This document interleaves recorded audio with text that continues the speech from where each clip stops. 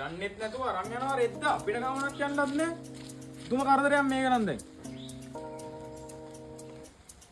Hello bro මොකද වෙන්නේ? Helmet එක ගෙනත් දියම් බම් මගුල කියන්නෙත් නැතුව අරන් යනවා. මට මේ ඉන්ටර්විව් එකට යන්න ඕනි. අනේ සුදු මහත්තයා ඒක කේෂානේ අරන් ගියානේ. අයියෝ කාගෙන් අහලාද කියහන්කො උට දුන්නේ. ඔබ දැන් මොකකින් ඉල්ලගෙන මු ගෙදර ඇත්තේ අනිවාර්යෙන්. ඉඳහන්කො බලන්න.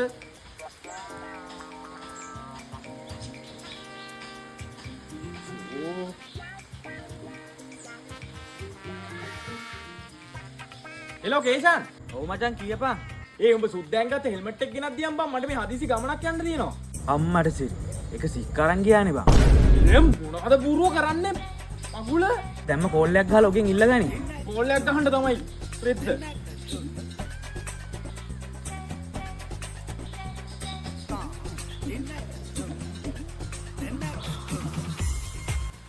හෙලෝ හෙලෝ විමයා කියනවා. ඒ කේෂානයන් ගත්ත හෙල්මට් එක ගෙනත් දියම් බම් මේ දැම්ම. උඹේ හෙල්මට් එකනේ. මින්න මම දැම්ම අරන් එන්න. අනේ ඉක්මනටම ගෙනත් දියන් මේ ලොකු හදිස්සියක්. හරි හරි ඩිංගල් එන්න.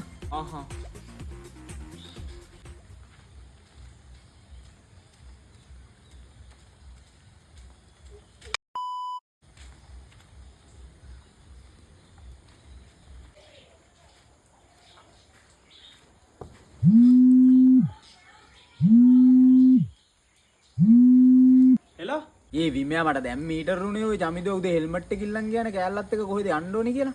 ඉතින් බැවින් අවතිමේ හදින් පිටමන් නොකරමි